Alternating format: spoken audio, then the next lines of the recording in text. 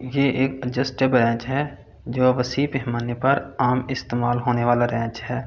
इसके अंदर एक स्क्रू होता है। इस स्क्रू को घुमाकर हम किसी भी नट को ओपन या क्लोज कर सकते हैं और इसके हेड की शेप क्रिसेंट जैसी है। इसको क्रिसेंट रेंच भी बोलते हैं। एल रेंच ये टी या एल शेप्ड हेक्सागोनल रेंच की तरह होती है। ये किसी भी स्क्रू या बोल्ट के सर पर फिट होती है, जिसकी मदद से हम आसानी से किसी भी बोल्ट या स्क्रू को खोल सकते हैं।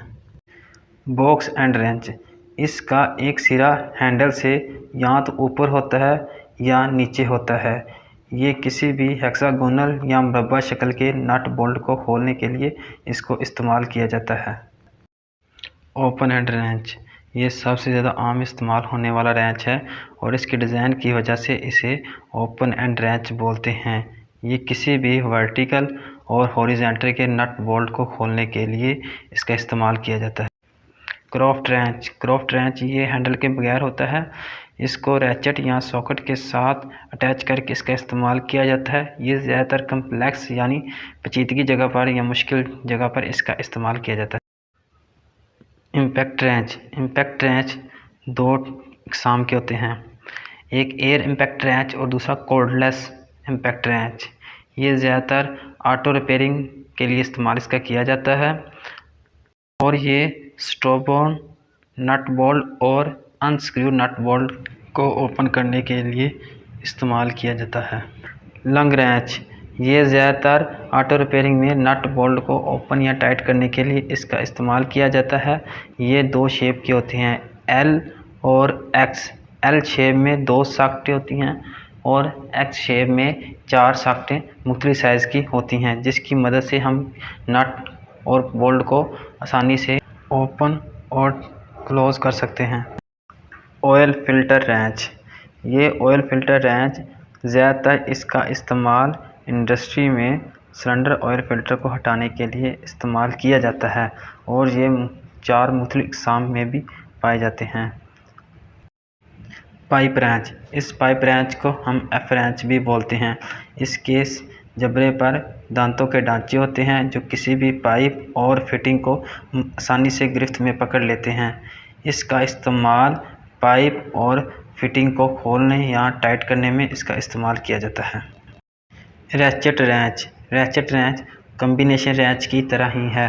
फ़र्क सिर्फ ये है इसके एक सिरे पर रैचेट डिवाइस लगी हुई है जो रैचेट को हटाए बगैर किसी भी नट या बोल्ट को टाइट और लूज़ किया जा सकता है और काम करने में हमें आसानी मिलती है। सॉकेट रेंच ये सॉकेट रेंच के साथ मुख्तलिफ साइज़ की सॉकेट होती है जो किसी भी साइज़ के नट बोल्ट को ओपन या लूज़ करने के लिए इसका इस्तेमाल किया जाता है और इसमें रेंच को एडजस्ट करने की ज़रूरत नहीं होती। टार्क रेंच एक से ज़्यादा अक़साम के पाए जाते हैं। ये डिजिटल भी होते हैं। इनका इस्तेमाल ज़्यादातर ऑटोमोबाइल गाड़ियों के पहिए और इस तरह के नट बोल्ट को ओपन या बंद करने के लिए इसका इस्तेमाल किया जाता है। एलिगेटर रेंच इसकी शक्ल की बुनियाद पर ही इसको एलिगेटर रेंच बोला जाता है। इस रेंच के ऊपर वाले जबड़े में दांत होते हैं और नीचे वाला जबड़ा सादा होता है और ये किसी भी मुरब्बा शक्ल के नट बोल्ट को ओपन या क्लोज़ करने के लिए इसका इस्तेमाल किया जाता है। और एलिगेटर रेंच ये ज़्यादातर ऑटोमोबाइल और इंडस्ट्री में इसका इस्तेमाल किया जाता है। आर्मोरेड रेंच ये एक ख़ास किस्म की रेंच है और इसकी सी शक्ल की शेप होती है। ये किसी भी बंदूक या राइफ़ल के बोल्ट को ओपन करने के लिए इसका इस्तेमाल किया जाता है और ये रेंच बंदूक और राइफ़ल के मुताबिक मुख्तलिफ साइज़ और शक्लों में आते हैं। बेसन रेंच किसी भी बेसन और सिंक को पकड़ने के लिए इसका इस्तेमाल किया जाता है। इस बेसन रेंच के जबड़ों पर दांत होते हैं जो किसी भी सिंक और बेसन को आसानी से गिरफ्त में ले लेते हैं। बोनिक रेंच इसके डिज़ाइन की मदद से इसका नाम बोनिक रेंच रखा गया है। ये रेंच किसी भी गोल किस्म के नट बोल्ट को मजबूती से गिरफ्त करने के लिए इसका इस्तेमाल किया जाता है। बंग रेंच, ये रेंच ड्रमों के ढक्कन खोलने के लिए इस्तेमाल किया जाता है। इस रेंच के सिरे पर सॉकेट होती है। इस सॉकेट की मदद से हम ड्रमों के ढक्कनों को आसानी से ओपन कर सकते हैं। कोन रेंच, ये रेंच ओपन एंड रेंच की तरह ही होती है, लेकिन इनका इस्तेमाल वहाँ किया जाता है जहाँ पे ओपन एंड रेंच ना जा सकें। इसका इस्तेमाल ज़्यादातर साइकिलों के पहिए और वॉशिंग मशीन के नट बोल्ट को ओपन करने के लिए इस्तेमाल किया जाता है। डाई सॉकेट रेंच, ये डाई सॉकेट रेंच के अंदर एक डाई सेट होती है जो कि मेल और फीमेल होती है और इसके साइज़ बहुत इकसाम के होते हैं और ये थ्रेडिंग ऑपरेशन के लिए इसका इस्तेमाल किया जाता है। डॉग बोन रेंच, इस रेंच को इसके डिज़ाइन के मुताबिक इसका नाम रखा गया है और इसमें बहुत सी सॉकेटें होती हैं जो कि मुख्तलिफ साइज़ की होती हैं और इसकी मदद से हम किसी भी नट बोल्ट को आसानी से खोल सकते हैं।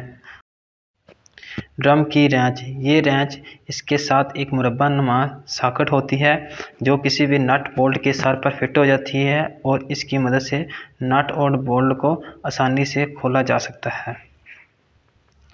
फैन क्लच रेंच, ये रेंच किसी भी एक्स शेप के नट बोल्ट को खोलने के लिए इसका इस्तेमाल किया जाता है। फायर हाइड्रेंट रेंच, ये रेंच खसूसी तौर पर फायर हाइड्रेंट रेंच के लिए बनाई गई है।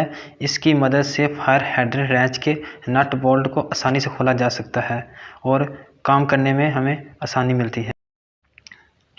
फ्लेयर नट रेंच, ये फ्लेयर नट रेंच ज़्यादातर ट्यूबों के नट बोल्ट को ओपन या क्लोज करने के लिए इस्तेमाल किया जाता है और प्लम्बिंग में भी इसका इस्तेमाल किया जाता है और ये प्लम्बिंग में नट बोल्ट को आसानी से पकड़ लेता है। हैमर रेंच, हैमर रेंच ये हथौड़े की तरह मजबूत होता है। ये किसी भी जंग आलूदा नट बोल्ट को ओपन करने के लिए इसका इस्तेमाल किया जाता है और इसमें काम करने से आसानी मिलती है।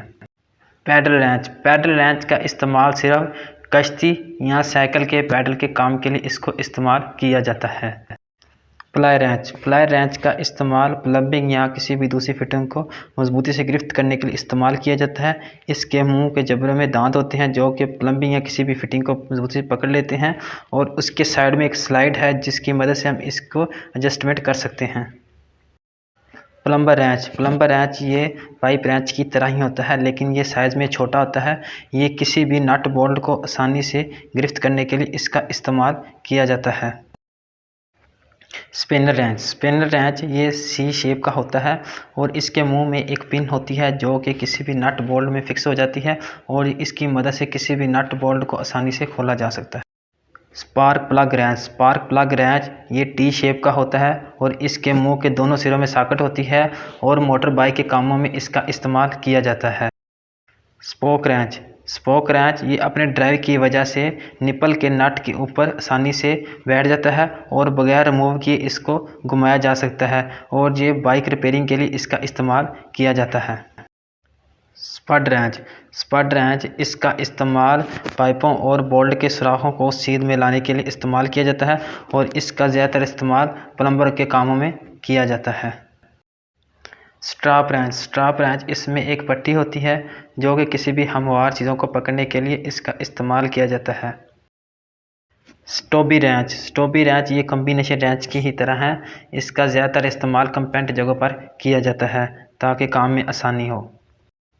टैप रेंच, ये टैप रेंच टी शेप का होता है और इसका इस्तेमाल ज़्यादातर नलकों के कामों में किया जाता है।